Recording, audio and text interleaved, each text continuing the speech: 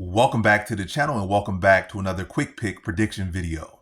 In this video, I'll be predicting the middleweight bout between Kelvin Gastelum versus Vicente Luque. And how do I feel about this one right here is I'll go average confidence Kelvin Gastelum to beat Vicente Luque. And yeah, Vicente Luque has been looking worse for wear and Gastelum's been looking a little bit kind of resurgent. And if anything, I feel like Gastelum has mainly been losing to, we look at his losses, like we lost Sean Brady. Sean Brady tooled him. Piper, got grappling and, one of the better middleweights right now. So he's been losing to the better middleweight still at this point in his career. He's been losing to these kind of high-level wrestler grapplers like Sean Brady.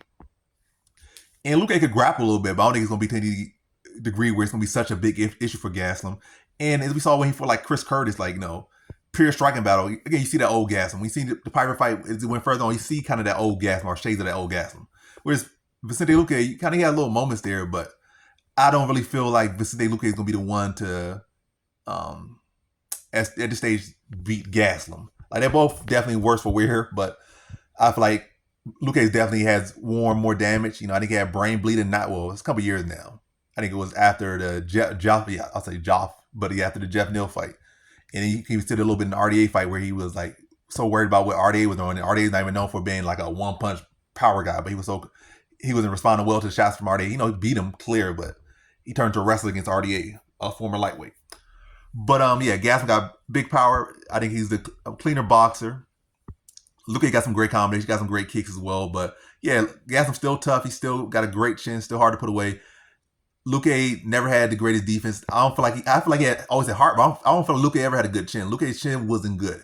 It wasn't like glass, you get touched and you go to sleep, but it was you get touched and you get wobbled often. Early, he get even at his best, he would get wobbled a lot of times early rounds. Even by guys coming on short notice from outside the UFC, coming on short notice, they'd be wobbling in the first round or the first minutes of the first round, and then he kind of turn it up in the later half or in the second round and put them away. So. Seem had 2 wars. I think it was 2 wars with Nico Price. But either way, yeah. I think Gastelum got more left in the tank. This is a stylistic matchup that favors him. It's not like he has a matchup where he has to deal with a big, strong wrestler grappler. He's dealing with a welterweight fighter coming up that's, coming up to his weight class. Don't have really any history yet fighting at middleweight and wearing a lot of damage. So I think Gastelum will be the fresher fighter here, which is the rare thing to say at this stage in his career. And I think he'll land the better shots and be able to take shots better. And also be able to break down Luque, and I think he stops him late in the second round. So in this one, I got Kelvin Gastelum via second round TKO. It also helps that, Gastelum still can always pull out his trump card and come in overweight.